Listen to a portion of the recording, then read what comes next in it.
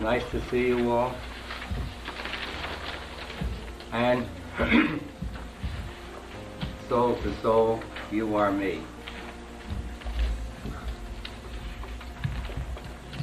I hope 1986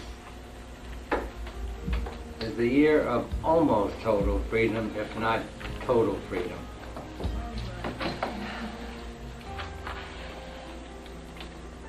When you get to that place of total freedom,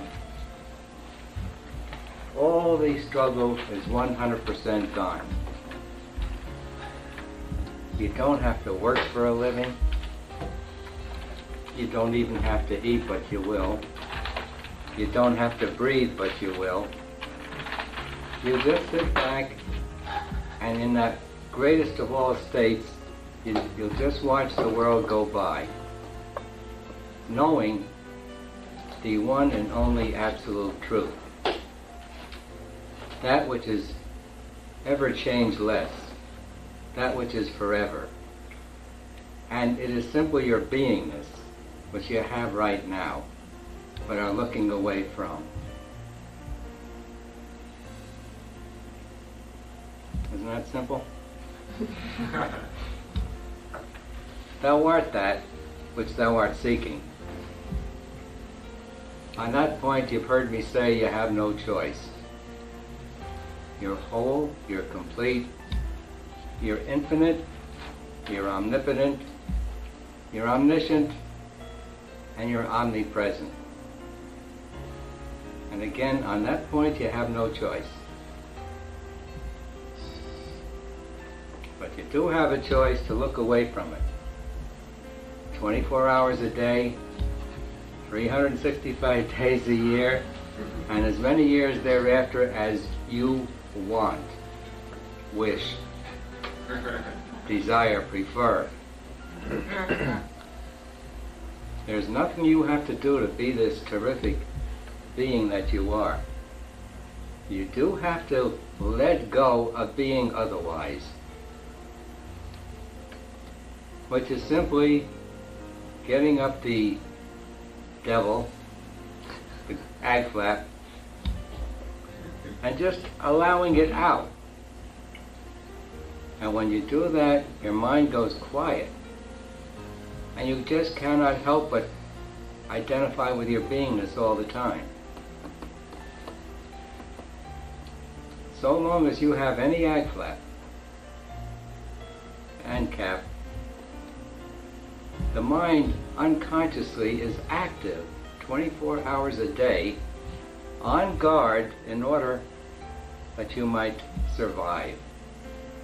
Of course, when you let go of it, the big joke is you have no choice. You are eternal. And you see that this whole thing is just one grand joke that you played upon yourself. I, the infinite beingness, set up my mind, which set up the body, which caused me to forget that I did it, and then I think I am victim of the body, the mind, and everything the mind's creating. I've got a chart here, which I know some of you have seen before. But until you can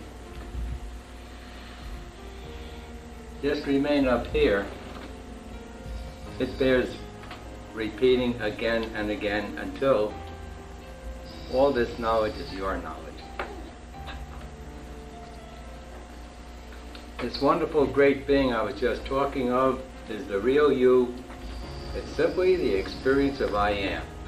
If I say to you, are you? You say yes. I say that's it, with a capital I. Don't do anything else. Just be that. Just be your beingness. But you don't do it because you have programmed in to the computer called mind all these programs that are feelings that motivate all your thinking, that are artificial, unnatural, and should not be there. Everything you're struggling for in life, all this happiness, is right here where I am. Every ounce of joy you have is when you let go of a desire, enough so that the mind goes quiet, so you can just be, and that's the happiness you're feeling. It's not the person who helped you fulfill the desire so your mind could go quiet. It's the quieting of the mind that's the happiness. It's not the thing that you created a lack of and then undid the lack. Your mind went quiet and you felt very happy about it. It was not the thing. It was you quieting your mind so that you could just identify with your beingness. Isn't that simple? Question, why don't you all do it? Want me to answer it? Stupid, stupid, stupid. You still... What? Stupid, stupid, stupid. More than that.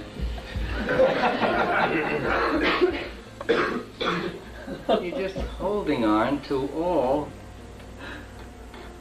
all the limitation. You're saying, I'm this body. I am this mind. And I am a victim of everything it has created. You're just holding on to that. If you could just totally let go of it, you'd be free.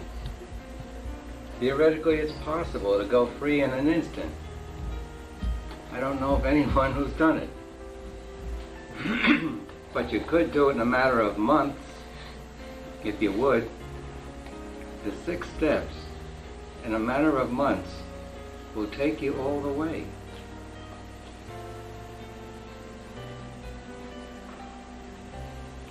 The most important step is the first.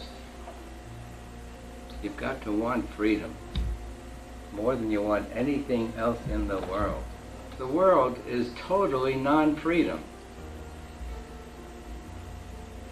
Someone described it like an oleander flower. Beautiful, but every bit poisonous. Every ounce of pleasure or joy you try to take from this world, you get hurt with. And you do it again and again and again. So stop looking for it where it isn't. Discover what your joy is. It's when your mind goes quiet and you're just being. And from that point, from your beingness point, you could will out all the rest of it. All the power there is in the universe is right at your center when you say, I. But you add to it, ay, ay, ay. But when you say I, right there is all the power in the universe, which is enough power to throw out the totality of the remaining programming feelings. What I'm saying to you is a thing called willpower can be used. And willpower is just using this unlimited power that's yours all the time. It's just using it. And as you have most likely discovered, the more you release, the more you can release, the deeper you can go and pull up heavier garbage. The more you release, the more you accept that you can use this willpower. But through your discrimination, you could put in this will to go free, strong enough to dump the whole thing. If not instantly, in a month or so. I recommend it. So here's the infinite you, all-knowing, all-powerful, and everywhere present. And it's your beingness. And it's the experience, I am. That's all it is. But what you do is you set up a mind which has limitations. And the mind is the saboteur and does all your separating from the oneness of the universe. And in order to do that, it sets up a body and all matter and all other things.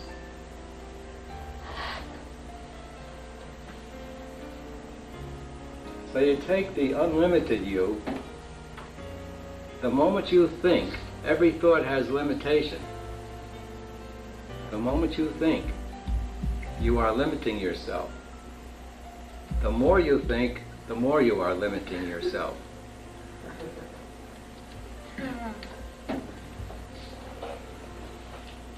Someday you release the totality of your mind, which includes all the memory.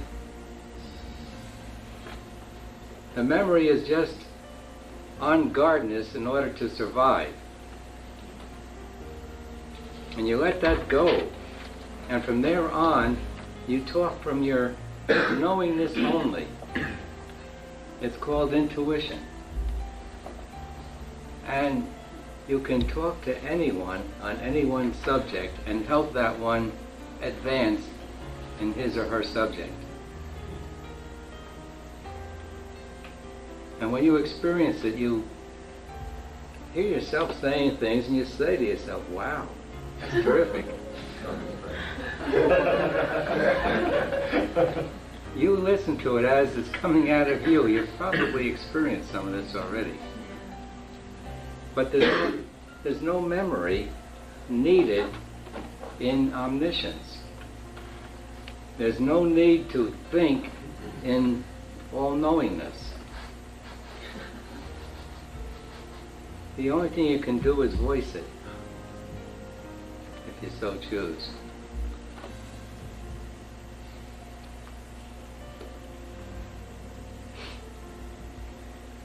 This triangle is a spiritual symbol. They usually represent it as God descending down into man. And then the more spiritual ones reverse it this way, and then it's man ascending into God. And the two of them make up the star, six-sided star, which is a spiritual metaphysical symbol. Now in the free state, your mind goes quiet and you have no thoughts unless necessary. You feed them into your mind and through your mind to others. But when nothing's going on, you have no thoughts. You spend your time being, and it's the nicest thing there is. And that's what feels so good to you when you release and go high. Going high is just being, that's all it is. And there's no thoughts, no feelings. All knowledge is totally available to you. And your mind is totally quiet. But as much as we get this at times, we don't think it's great enough. We hold on to this limited state because it's so familiar to us. Our garbage smells good to us. We're used to it. And we don't want to let go of it. It's familiar. It feels like home.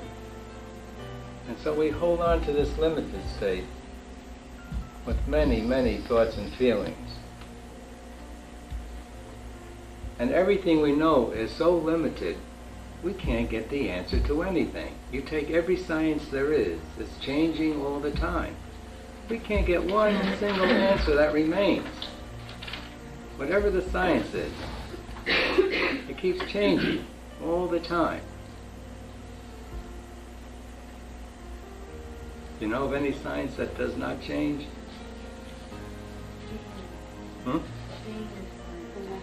The science of man himself. You're right, just understanding that you are beingness only, and when you identify with that, there's no more change. When you look at the world, it's just a distant movie out there. A screen, and the screen never changes, but you see those glittering shadows on that screen. But you know, it's the screen that's out there, and it never changes. And that's what happens to this world. You see the world that way. You see the screen of the cosmos on which all these pictures are projected from our minds. But you know, it's just space out there with all these flickerings and dickerings.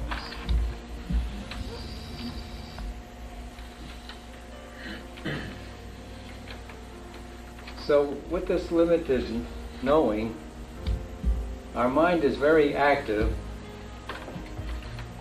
and we have moments of pleasure with a constant background of discontent, sorrow, and misery. Those moments of pleasure are when you satisfy a desire and the mind goes quiet. All the rest of the time, you got this heavy, real heaviness within all the time. Everyone has it, no matter how successful they are in the world. They feel this heaviness and are seeking a way out of it. And of course, we never ever let go until we get to the top. But if you come this way, you get the ultimate joy, constant with no sorrow, with a sense of total fulfillment all the time, and permanent satisfaction. And don't think permanent satisfaction is a dull state. It's just the opposite. It's the greatest, most fulfilling state there is, total satiation. It's a beautiful resting place. But it is not being a zombie. It is not losing all ambition. It's just the opposite of becoming the all. And when you are the all, you don't have to scratch for it every day.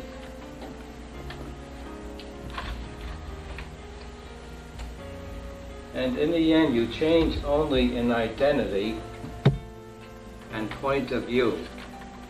You identify with your beingness only after that, and your point of view of the world is, as I described before, a moving picture projected way out there on a constant screen called the cosmos, and you're aware that the screen never changes, that the flickerings are just light and shadow, like in a movie, on that permanent screen, which is the real thing, not the light and shadow.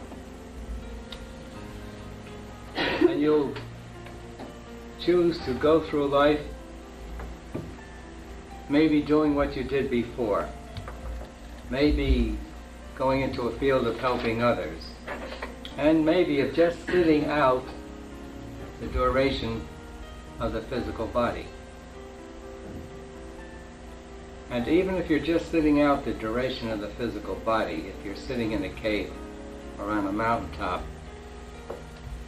you're fully projecting to everyone else their infinite beingness and unconsciously supporting them in their going free.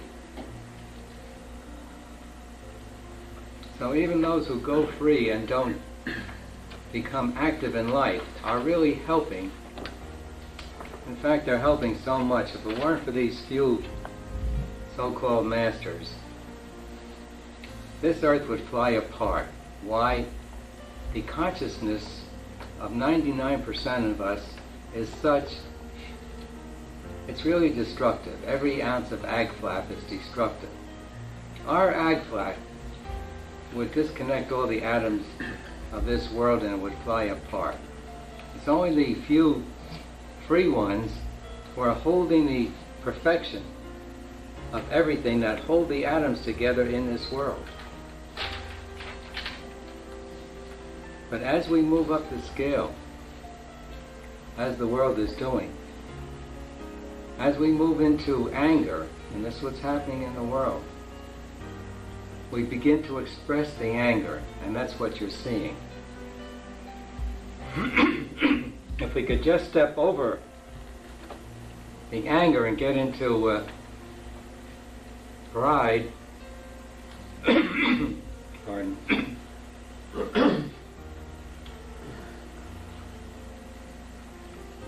we wouldn't go through this stage of disrupting everything.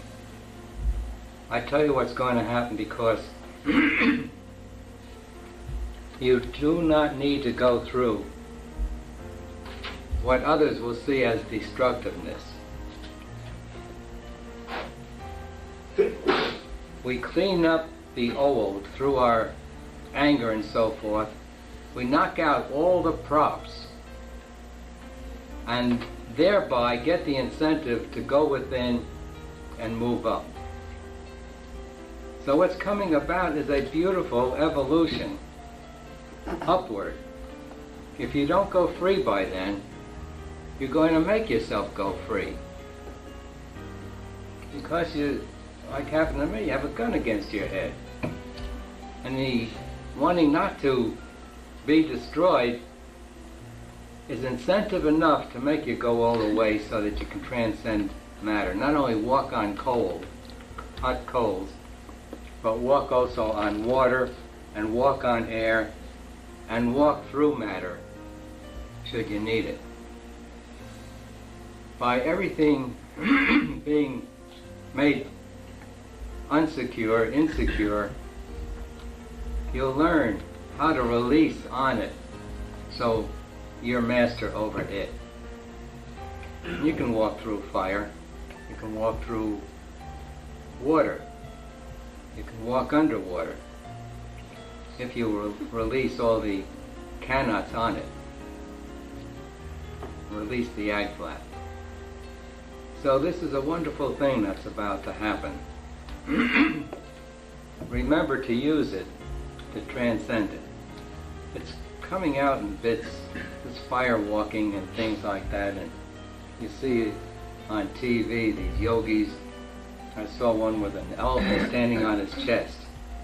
Now the ribs can't take the weight of an elephant.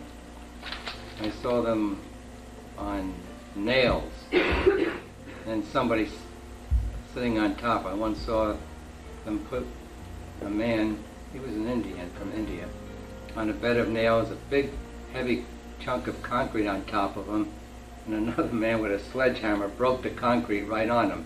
When he got up, he had no marks from the nails, from the spikes. These things are beginning to come in because we will need to transcend them in the not too distant future. By the end of the century, which is only, 14 years, the whole thing will be cleaned out, all the old, and we will start the new way of life, where we all look at each other with you are me. We are all one. It'll be a beautiful, harmonious way of life. It'll be heavenly compared to the way it is now. But once you get there, you're still not home, so there'll be things bothering you, but not nearly like they are now. We're in a constant state of being battered all the time. It's only our thoughts, of course. When we get there, we stop attacking nature, destroying it, and so forth. We get in tune with it, and everything comes our way with ease. We are fully aware of the beingness part of us, which most of the world calls the God part of us, and we move in that direction consciously, but far more slowly than you're moving now. Because when there's a fire behind you, you're going to move much faster. And that's what we have behind us now. There's a fire behind us, driving us. So take advantage of the heaviness of this world. Release it until there is no heaviness. Now when you're released, you'll see no heaviness in this world. You'll see nothing but beautiful harmony all the time. Everything that formerly looked bad was just the right thing that was needed to do something to that person to make them move in the right direction. So even as heavy as this world looks, when you are released, it looks harmonious to you. And it really is.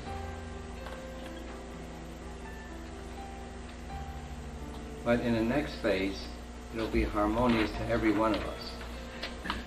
Now, if we choose to move up and get into nicer worlds, it could take hundreds and hundreds of millions of years for us to, when we get here, to move up to here. The higher you go, the less the incentive seems to impel you to move out of your boundaries. When you live here, it feels good. Because whatever you think happens. But still, it's limitation. It'll never satisfy. You'll spend your life mostly seeking God, the all, the one, whatever you call the ultimate. We call it freedom. And you can spend eons here. But it's a much easier, nicer way of living. You suffer far less, but when you do, it's very intense. But you don't stay in it. You can easily step out of it, push it down. But it'll always prod you toward going up to here. So from your omnipresence, you can see your body like you now see all other bodies. Your body becomes objective to you, whereas now you're very subject to the body. So you'll see your body as one of the puppets out there, like everyone else's body. But you don't go out of the body. You cut the limitations of being a body, and you recognize your omnipresence. Right now, you are everywhere present in this universe. You've got no choice on that except to look away from it, and that's what you're doing. So when you move into omnipresence, you could sit here and see the whole town of Sedona. You could also at the same time see Phoenix, and at the same time see every city all the way to New York, and see everything that's going on everywhere, because your omnipresence is at every point.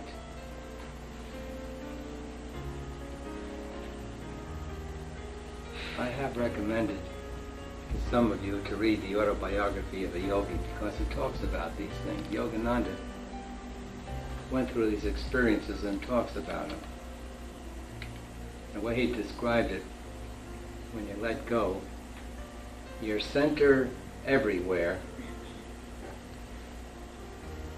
circumference nowhere. So if you're centered everywhere, you see everything at the same time. You're not centered right through two tubes here. There are no limitations except those that we impose on ourselves. So if you want to know what it's like, let go of all limitations and you'll see. Ag flap is all destructive. Every bit of ag flap is destructive. And why don't we go around punching everybody? We'll get destroyed. So we suppress our destructiveness. The majority of the world rides in apathy, grief, and fear. 95% of the world. 5% gets up into lust, up into courageousness. That's the 5% that rules and runs the world. A tiny, tiny fraction of 1% will get up into peace. So if you say why, it's because we have overwhelmed ourselves with all this garbage.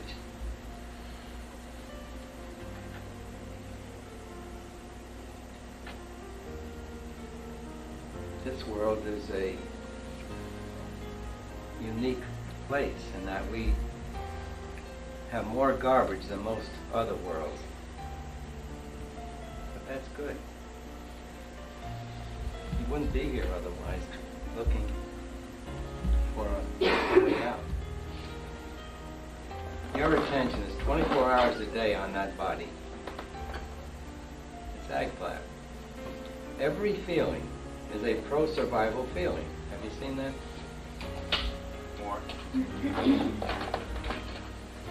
More than 24 hours a day, you're on guard in order to survive. Your mind is never, ever quiet when you're trying to survive. Life or death all the time. But we don't look at it. We call it unconscious or subconscious. But every feeling is pro-survival. As you move up, you let go of attachment to this body. The importance of keeping the body surviving lets up, and you dwell more in the mind state. But remember, you're in all those states right now, spending most of your awareness on the body. Really, the bottom line is the fear of dying. And when the feelings come up, release them until there are no more. I warn you, though, if you get overwhelmed, release unapproval and control until you're able to confront your fear of dying.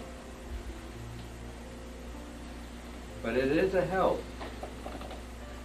in bringing up the fear of dying. If you visualize yourself falling off a cliff, crashing in an airplane, walking in front of a truck, getting hit by a train, in the head with a meteor.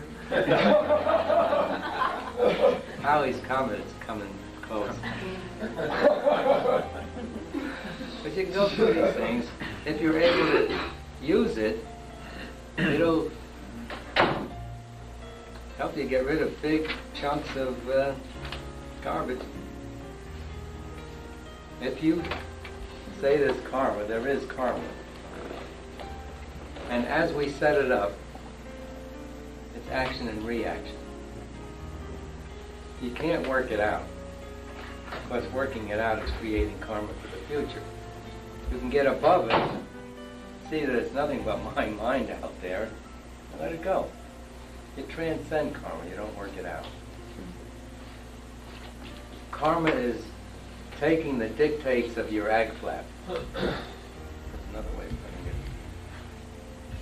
Your ag flap dictates all your thinking. Your thinking dictates all your action. No? I don't know, I'm close to a psychologist. You agree to say, this is my mother, this is my father, this is my sister, and this is my brother, and I am obligated to them because of that. And they say the same thing with you. See, when you get free, you have no attachments to your family any more than you have to anyone else. See, holding someone in the mind so intently will bring you to that someone next time around. It can be love, it can be hate. We relate through love only. We are projecting our minds out, seeing the world as we see it, and no one else sees it the way you see it. You think they do. But if you want to be with them because you're supposed to be with them, or because Mama's demanding it, that's not mutual. Mama needs to release us too. The birds know that. They push their young out of the nest.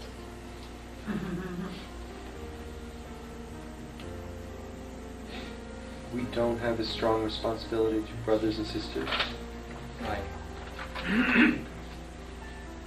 Any more than you have to anyone else. You should love them purely. Want them to have what they want. Now have illusions of 93 Rolls Royces.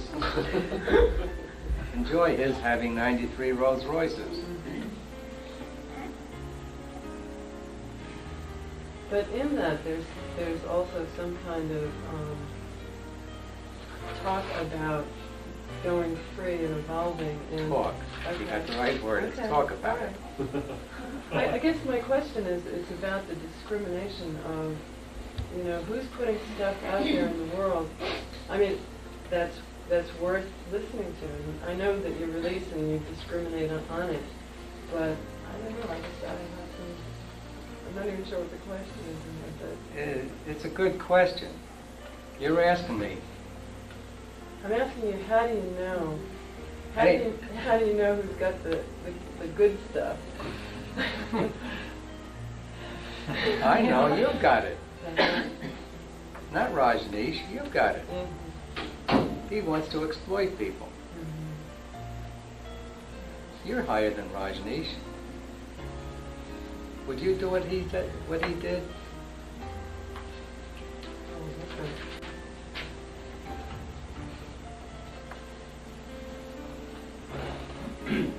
Someone wrote a book. If you meet your guru on a path, kill him. If you want to go free, you got to do that. If you want help and support that helps you remain crippled, you look for a guru, a master. But you want a master. I'm just a baiter. Well, it's interesting. Well, I know, for instance, that it's like from a place. All right, I'll answer your question. Yeah, right. You can tell a master by his equal-mindedness. You stop looking up to them.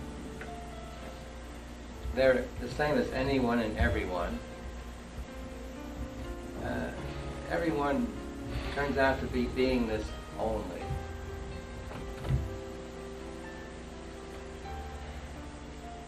They have less attachments and aversions than the average person. They have less ag flap than the average person. Someone like Jesus?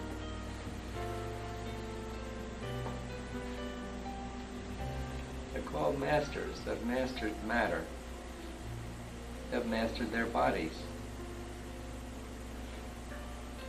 They have consciously let go of their bodies in whatever manner they did it. They usually do it to help others get some understanding.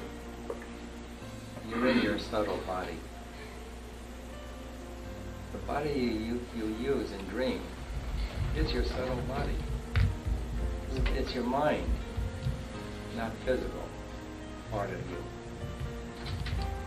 Whatever you think is in dream, the more you help you, the more you help others unconsciously. But if you love them, you'll let them have what they want.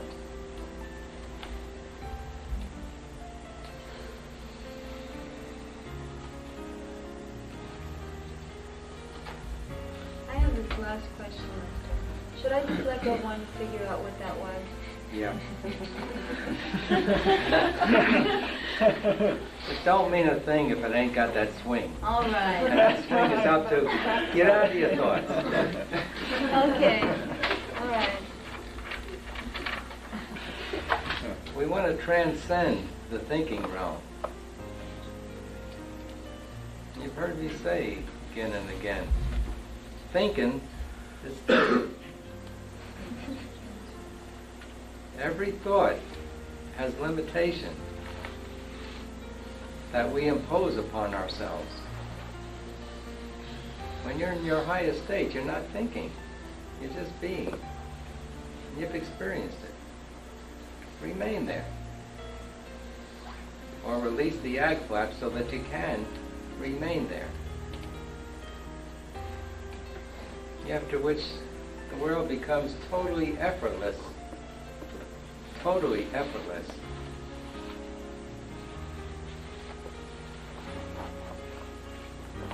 All effort originates in the mind.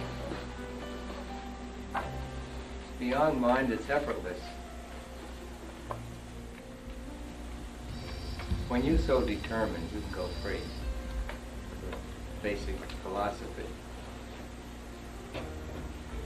But I resolved that I wanted the totality of the good. If you do that, you let go of all the bad, all the limitations. But you have to believe that's so. Not believe it. Decide so. Will it. Will it to be. Okay, every down to me was a wonderful opportunity to go up. You people look at downs and you hang on to the downs. But every down is a marvelous opportunity to go up.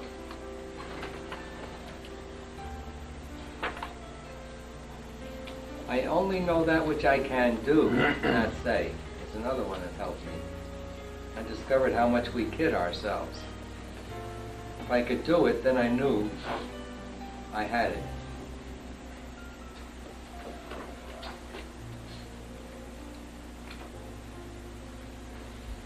Just say that again, please. I only know that which I can do, not that which I say.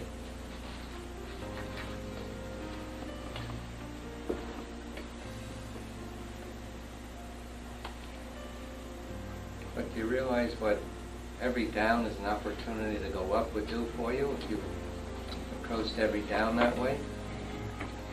You just release every down.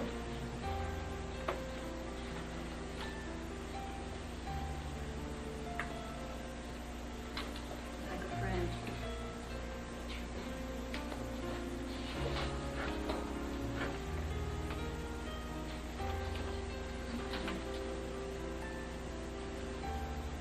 And the first thing is step number one. You've got to want it more than you want anything else in the world. That'll really take you through all the other steps very quickly.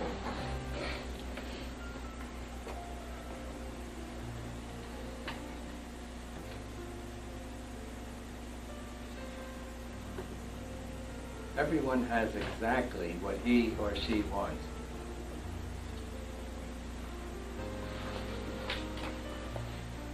You like what you have? If you don't, release it.